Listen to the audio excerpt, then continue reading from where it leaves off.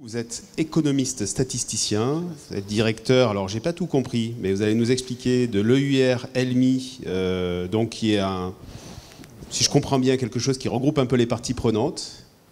Alors nous on connaît bien, parce que vous savez, Atmosud, c'est à la fois l'État, mais aussi les collectivités, les associations, les acteurs économiques, donc on a l'habitude de ces approches. Et donc vous allez nous parler du cancer du sein et du dépistage et du lien avec la qualité de l'air. Vous avez une vingtaine de minutes. Il n'y a aucun lien avec la qualité de l'air. C'est ce que j'avais un peu compris en lisant votre résumé. Voilà. En fait, ce dont je vais vous parler, c'est de deux choses. D'une part, d'un projet qui s'appelle le projet Saint-Démy, qui est un projet qui est soutenu par la métropole. Et après, je vous parlerai d'un démonstrateur qu'on a fait pour ce projet qui porte sur le dépistage du cancer du sein. Mais aucun lien entre qualité de l'air et dépistage du cancer du sein. Alors, le projet Saint-Démy, c'est un projet qui est une approche qui est globale et territorialisée. L'idée, c'est d'étudier les facteurs déterminants de santé à l'échelle d'un territoire à partir d'interventions qui soient sociales, économiques, environnementales avec la santé. Donc, l'idée, c'est vraiment d'avoir une approche globale et de partir sur un nouveau paradigme, c'est-à-dire qu'on va plus... On n'a plus une approche individuelle, on a une approche qui est une approche populationnelle. L'idée, c'est vraiment de dire, on va étudier des populations et on va regarder si on arrive à mettre en relation des caractéristiques de ces populations avec la santé. Alors, l'intérêt de faire tout ça, c'est tout simplement qu'on n'a plus de problème de RGPD, puisqu'on ne travaille plus sur des individus, on travaille sur des populations. Et donc, on peut réutiliser comme on veut les données et surtout, on peut utiliser énormément de données. Et l'idée, c'est pour ça que ça a intéressé la métropole, c'est de travailler avec un big data territorial. Et on a énormément de données. On a bien sûr des données à caractère médical qui arrivent grâce notamment à la CPM, au CHU. On peut travailler avec des variables d'accessibilité aux soins. L'INSEE est en train à développer un programme d'accessibilité aux soins. On développe nous-mêmes au niveau du département un programme beaucoup plus fin, puisque l'idée c'est d'arriver à l'accessibilité au niveau non pas de la commune, mais de l'IRIS. L'IRIS, pour ceux qui ne connaissent pas, c'est, pour faire simple, les quartiers. On considère... Quand l'INSEE travaille, il considère que la ville de Nice est une ville homogène en termes d'accessibilité. Nous, notre objectif, c'est d'aller regarder ce qui se passe au niveau des 146 quartiers de la ville de Nice, pour montrer qu'il y a des problèmes d'accessibilité qui sont différents. On peut aussi avoir énormément de variables socio-économiques. Grâce à cette approche, il y a bien sûr tout ce qui est problématique de misère sociale, d'âge, de catégories socio-professionnelles, de mobilité pendulaire, la mobilité travail-domicile, des conditions de logement, des prix des loyers, des secteurs d'activité de l'emploi, des allocations reçues, etc. etc.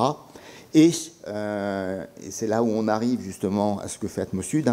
Il y a tout ce qui est les variables d'environnement des habitats. Et donc là, on va avoir toutes les expositions aux risques naturels ou industriels, les émissions de polluants, les densités de population, les parts des forêts. On peut même faire rentrer des variables d'insécurité. Ce sont des variables qui sont importantes quand on va regarder notamment des problématiques de santé mentale. Voilà. Et donc, on a comme ça, l'idée c'est d'arriver à rassembler un ensemble de données géolocalisées et d'essayer de voir les impacts que ça peut avoir sur tel ou tel déterminant de la santé. Alors, non, mauvais côté. Alors, le projet Saint-Démy, il a 3 volets. Il y a un premier volet qui est le volet opérationnel. Alors, je sais, oui, Alain Château est encore là. Alain Château pourra vous en parler. C'est lui qui travaille à la métropole sur ce volet opérationnel qui est l'idée de mettre en place une plateforme de mise en partage des données. Et ce que vous avez en jaune en bas, c'est ce à quoi on voudrait arriver dans 5 ou 10 ans, à savoir pouvoir piloter grâce à ce volet opérationnel, les politiques de santé publique, mais à un niveau qui soit un niveau territorialisé. Il y a un deuxième volet qui est le volet formation. On a mis en place avec Christian Pradier un double master. Alors c'est une nouveauté dans l'Université Côte d'Azur, parce que c'est un double master qui est inter-EUR, c'est-à-dire que c'est un master qui est à la fois avec le URLC et le URLMI, qui sont deux écoles universitaires de recherche différentes, un master qui s'appelle Syndémie. L'idée, c'est de former des chargés d'études, mais en santé publique. Et on a aussi la chance d'avoir un doctorat qui a été financé par la ville de Nice sur les thématiques qui sont une thématique inégalité de santé et habitat. Et notre objectif à terme, dans les 5 ou 10 ans sur le volet formation, c'est de développer des collaborations, des partenariats avec l'école des hautes études en santé publique. Et puis le troisième volet, c'est le volet recherche. C'est dans ce cadre-là que j'interviens. Je vais intervenir sur le dépistage du cancer du sein, qui est une étude qu'on a faite l'année dernière ou il y a 2 ans, je ne sais plus. Mais on a d'autres études qui sont en cours. On a une étude qui est financée par l'Académie 3 sur catastrophes naturelles et santé mentale. L'effet de la tempête Alex sur la santé mentale des habitants des vallées. Et ce qui nous intéresse plus particulièrement, c'est est-ce que la reconstruction va permettre une résilience? Mais on a d'autres études, notamment sur l'incidence du Covid, sur l'obésité infantile, etc. Et objectif à terme, c'est la création d'une chaire UCA, et aussi de faire des partenariats avec l'adresse. Alors, un mot quand même sur ce qu'on a fait sur le dépistage du cancer du sein, tout en sachant qu'aucun lien avec la qualité de l'air, mais on voit bien à travers les volets de recherche, et notamment la création de l'IHU Respirora, qu'on va pouvoir intégrer des problématiques de qualité de l'air dans nos futures recherches. Alors, sur le dépistage du cancer du sein, ça, c'était un démonstrateur de l'approche. L'idée, c'était de montrer que cette approche, qui est une approche populationnelle, qui n'est pas sur un patient, mais sur un quartier, pouvait apporter des résultats. Et donc, l'idée, c'était d'étudier les déterminants socio-économiques de l'accès au dépistage du cancer du sein sur la ville de Nice. Donc, on a fait une étude sur la ville, sur une période de 2 ans, 2019-2021. Les femmes qui sont éligibles au dépistage, ce sont les femmes qui ont entre 50 et 74 ans. 2 types de dépistage. Le dépistage organisé, les femmes reçoivent un courrier. Et puis on peut aussi avoir du dépistage individuel, c'est-à-dire que des femmes peuvent aller voir de manière individuelle leur gynécologue pour demander un dépistage. On a travaillé donc au niveau des iris, c'est-à-dire les quartiers qui constituent les briques fondamentales de l'INSEE. On en a 144 dans la ville de Nice. Il y a 2 iris qui ne sont pas des iris d'habitation, qui sont des iris d'activité, l'aéroport et la gare. On a 2 types de dépistage, le dépistage organisé, le dépistage individuel. Et on a aussi 2 types de populations, les femmes qui sont potentiellement actives entre 50 et 59 ans et celles qui sont retraitées entre 60 et 74 ans. Là, vous avez une carte de la ville de Nice, avec des taux de dépistage qui ont été mis au décile. Plus on est rouge, moins il y a de dépistage, et plus on va dans le violet, plus on a des taux de dépistage importants. Alors là, c'est un dépistage global. Ce qu'il faut savoir, c'est qu'au niveau de la ville de Nice, la particularité, c'est qu'il y a plus de dépistage individuel qu'il n'y a de dépistage organisé. Alors, 2 objectifs de l'étude. D'une part, identifier les déterminants du dépistage, et puis surtout, essayer de voir qu'est-ce qui se passe au niveau du non-dépistage et d'identifier des quartiers qui seraient des quartiers atypiques parce qu'ils ne répondent pas comme ils devraient répondre étant donné la composition socio-économique du quartier. Alors, au niveau des déterminants du dépistage, on a une hétérogénéité des comportements, des déterminants socio-économiques qui sont différents suivant le type de dépistage, organisé ou individuel, et des déterminants qui sont aussi différents suivant le statut du femme. Alors, on a les mêmes déterminants, mais on a des ampleurs qui sont différentes suivant qu'on est des femmes retraitées ou des femmes actives. Alors, au niveau des dépistages organisés, je vous ai mis la liste, je ne vais pas la reprendre dans le détail, mais bien sûr, misère sociale, il y a un effet d'éviction. Quand on monte dans le niveau socio-économique, on passe d'un dépistage organisé un dépistage individuel. La facilité de déplacement favorise le dépistage. L'absence de voiture est un frein au dépistage. Et les femmes seules se font moins dépister que les femmes qui sont dans une famille. Voilà. Au niveau du dépistage individuel, c'est surtout le problème du niveau de développement et de la possession d'une voiture qui va être important. Et chose importante là-dessus, je vais revenir dessus, l'idée que les femmes cadres se feraient moins dépister parce qu'elles n'ont pas le temps de le faire, eh bien on ne l'a pas retrouvé. On l'a testé dans tous les sens, et c'est quelque chose qu'on n'a pas réussi à retrouver, au contraire. Voilà. Alors, après, on est passé sur pourquoi est-ce que les femmes ne se font pas dépister. Donc, on a changé l'étude. Et ce que je vous disais, la part des femmes cadres dans un quartier n'est pas un facteur explicatif du non-dépistage. On a un effet misère sociale qui est positif, c'est-à-dire que plus il y a de misère sociale, moins il y a de dépistage. Il y a un effet en transport en commun qui est négatif. Plus on arrive à se déplacer et plus on aura de dépistage. Le fait d'avoir une voiture, c'est quelque chose qui est positif pour le dépistage. Et la composition de la famille, encore une fois, ne concerne que les femmes actives. Voilà. Alors cette modélisation, elle permet à la fois d'identifier les déterminants, mais surtout, elle va permettre d'identifier des quartiers qui ne répondent pas comme ils devraient répondre, étant donné leurs caractéristiques socio-économiques. L'idée, c'est de faire comme avec le brevet des collèges que les enfants sont en train de passer aujourd'hui et demain. Les résultats, on sait très bien que dans les collèges, avec les populations favorisées, ils doivent avoir 100% de résultats positifs. Et c'est la question qui va se poser, c'est combien est-ce qu'il y aura de mentions très bien. En revanche, les quartiers moins favorisés vont avoir des résultats plus faibles.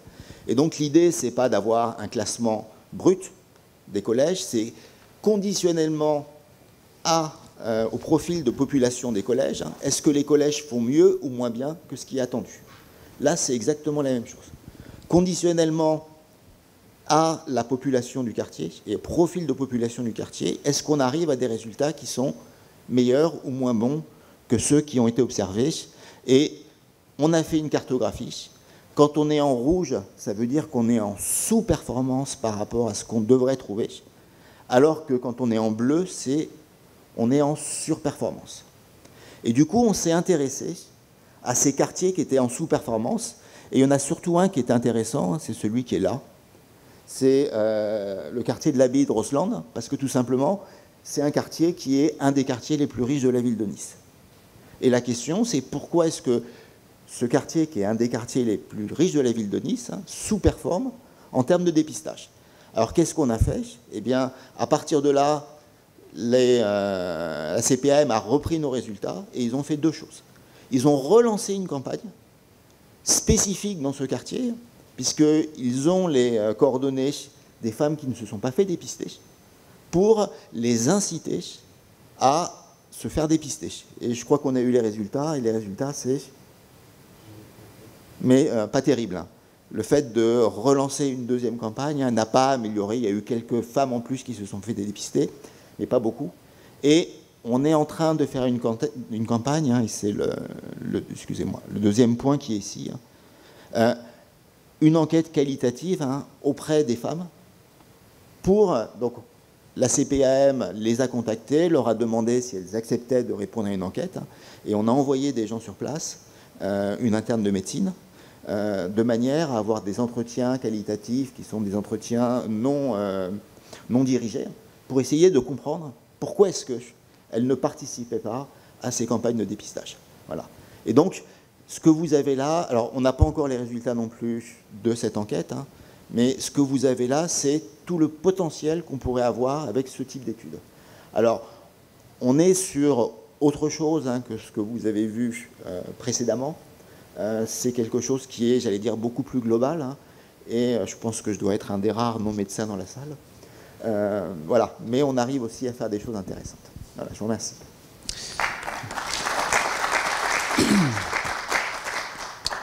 Merci beaucoup, Monsieur Jaubert. Alors, il y a d'autres personnes qui ne sont pas médecins, mais dans les intervenants, vous avez sans doute raison. Moi, je retiens la formation. Je dis ça parce que c'est une vraie ligne stratégique aussi pour Atmosud. Je pense que Laetitia Marie, qui conduit ça chez nous, doit suivre cette question. Et puis vous avez parlé de performance. Pour ceux qui sont dans la salle, ici, on a un petit boîtier qui s'appelle le modulaire. Vous savez, on a développé ça avec une petite association qui s'appelle Aircarto, donc c'est une solution open source. Et j'ai eu l'occasion de rencontrer Laurent Janin, que vous connaissez peut-être, qui est titulaire d'une des chaires de l'école du futur. Il y en a 3 dans le monde, et il y en a une à Cergy-Pontoise.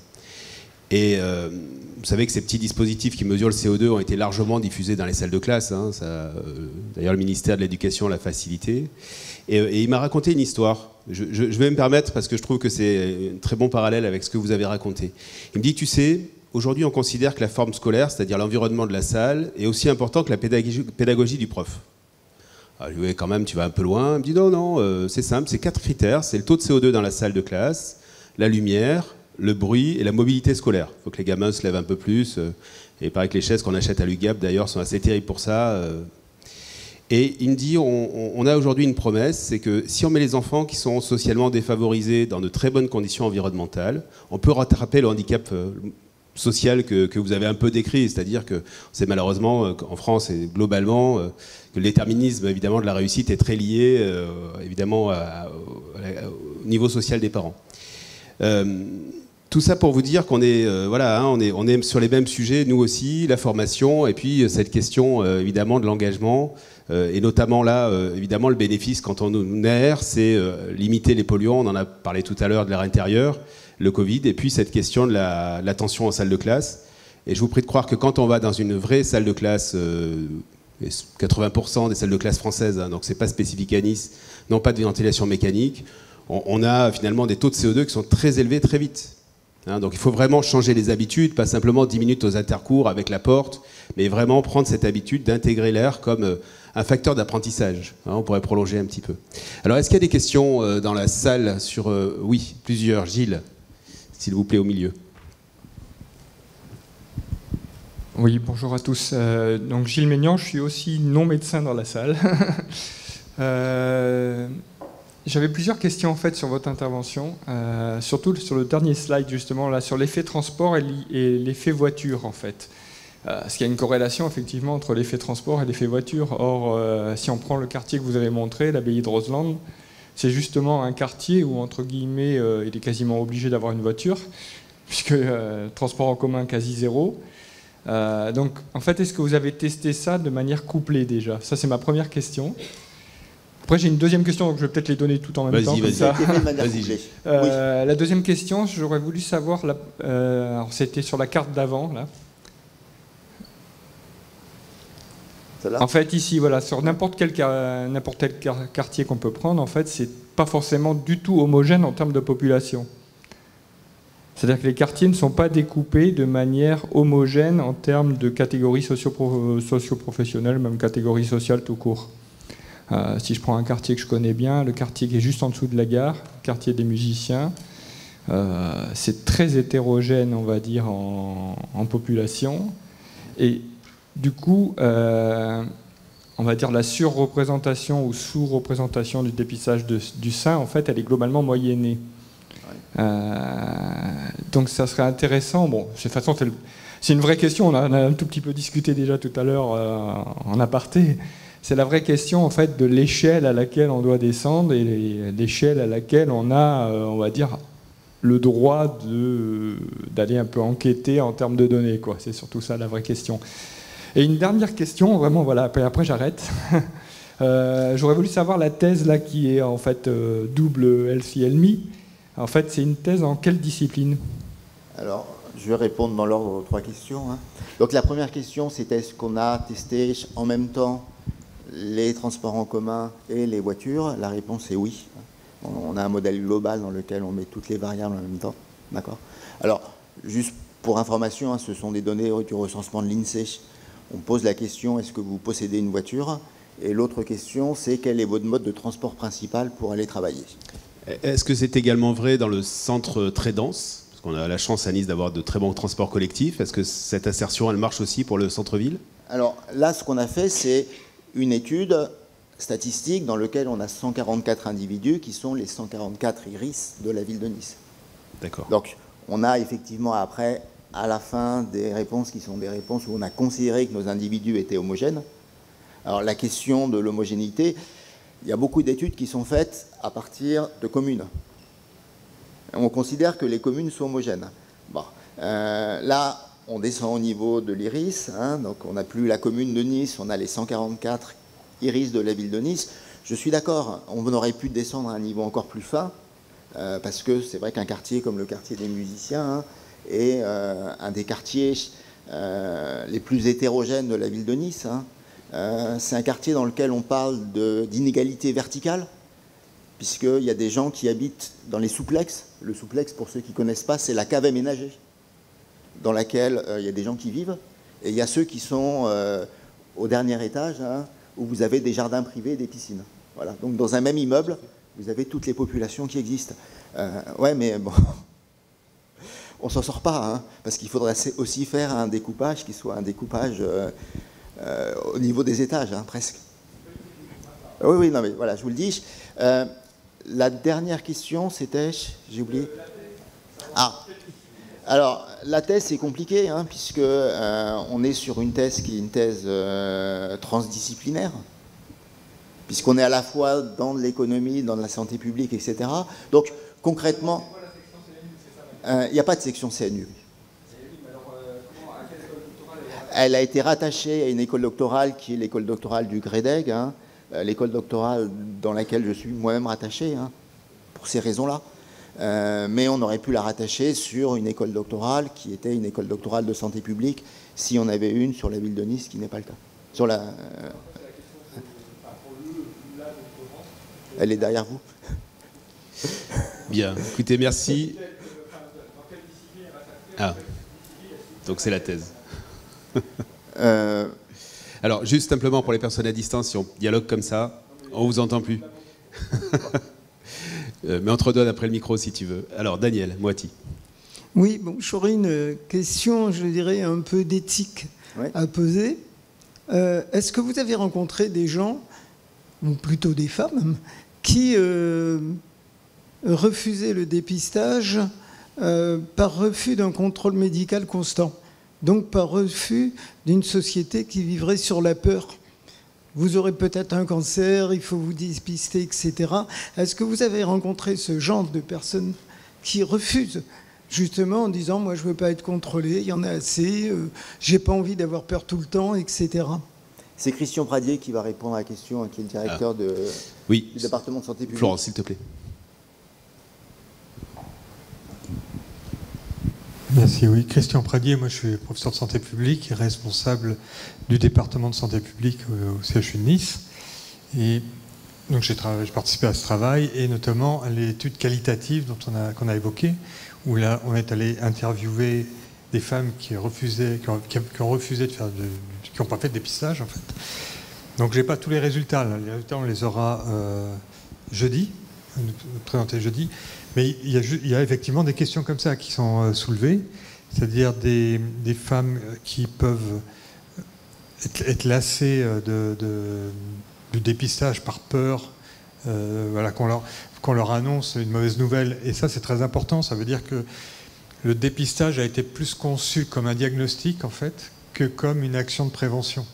Donc on y va en disant on va vous chercher un cancer du sein, alors qu'on devrait dire on va surtout vous annoncer que vous n'avez pas de cancer du sein, c'est juste un contrôle de vérification. Donc là, il y a quelque chose à travailler. Et puis il y a un deuxième élément, alors qui, je ne sais pas s'il sort dans l'enquête, mais ça a été évoqué dans d'autres discussions, c'est aussi la lassitude de certaines femmes de l'examen gynécologique en général. C'est-à-dire d'aller devoir régulièrement chez le gynécologue, d'avoir se déshabiller et avoir un examen quand même très intrusif et invasif. Alors que par exemple on ne le demande pas aux hommes. On pourrait aussi demander aux hommes de venir régulièrement contrôler la prostate par exemple. Et que donc il y a des femmes qui se sont éloignées de ce type d'examen et du coup le dépistage du cancer du sein, qui est aussi quelque chose qui n'est pas très agréable, on fait partie du paquet si je puis dire, et donc elles vont rejeter les deux. Donc ça à vérifier. Mais voilà, il y a plusieurs personnes qui commencent à dire que on peut remettre en cause la façon dont est conduit un examen gynécologique, par exemple. Très bien, merci. Gilles Bogart. Oui, bonjour. C'est une curiosité sur ce très joli graphe-là. On voit bien à droite, le long du paillon, une sous-performance. À gauche, des résidences, c'est surtout de l'habitat individuel, j'ai l'impression, en bleu clair et en bleu foncé. Dites-moi si je me trompe. Mais est-ce que la sous-performance ou la surperformance sont très marquées ou marquées de la même façon? Je veux dire, quand vous dites sous-performance, c'est un petit peu sous-performant ou vraiment sous-performant? On a calculé ça en prenant tout simplement, pour les statisticiens, par rapport à 2 fois l'écart type et à 3 fois l'écart type. Je ne sais pas si ça vous parle. On retrouve l'astrophysicien, là, il faut de la précision. Non, c'est pour comprendre si c'est légèrement. Donc à chaque fois, là, ce que vous représentez, c'est tout ce qui dépasse 2 écarts types, c'est ça? Ouais, c'est ça. Bien, je crois qu'il n'y a pas de questions ou de remarques à distance. Monsieur Jaubert, on vous applaudit. Merci vraiment encore de votre présentation. Alors, docteur Alexandre Armango.